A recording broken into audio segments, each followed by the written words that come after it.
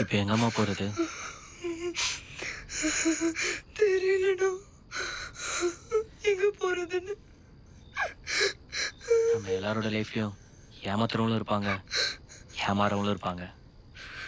நீங்கள் உங்கள் அப்பா அம்மா ஏமாற்றிட்டு அந்த மாதிரி, அந்த பையன் உங்களை ஏமாற்றிட்டு போன மாதிரி.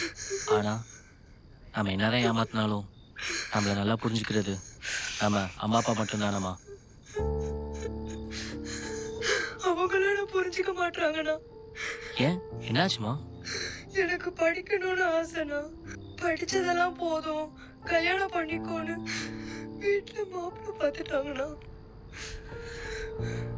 எனக்கு படிக்கணும், இந்த கல்யாணம் வேணான்னு எங்க அப்பா கிட்ட சொல்ற தைரியம் கூட எனக்கு இல்லைண்ணா. யார் என்னன்னே தெரியாத பையனை நம்பி இவ்வளோ தூரம் தைரியமாக வர தெரிஞ்சவங்களுக்கு நம்மளை இவ்வளோ நாள் பெற்று வளர்த்தெடுத்தவங்க கிட்ட சொல்ல உங்களுக்கு தைரியம் இல்லையாம்மா? இல்லைம்மா, நீங்கள் வேணா பாருங்க, இந்த கல்யாணம் கண்டிப்பாக நடக்காது. இப்போ வீட்டுக்கு போகலாமா? போகலண்ணா. ம், ஓகேம்மா.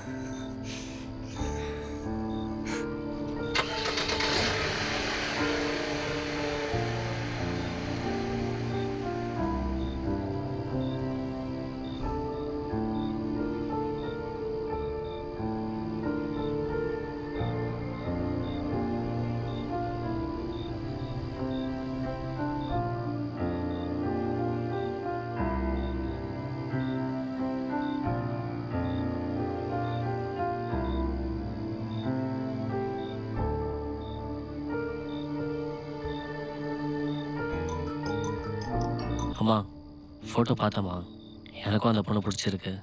ஆனால் நீ படிக்கிற பொண்ணுன்னு சொல்கிறியே, முதல்ல அந்த பொண்ணு நல்லா படிக்கட்டும், அப்புறம் பார்த்துக்கலாம்.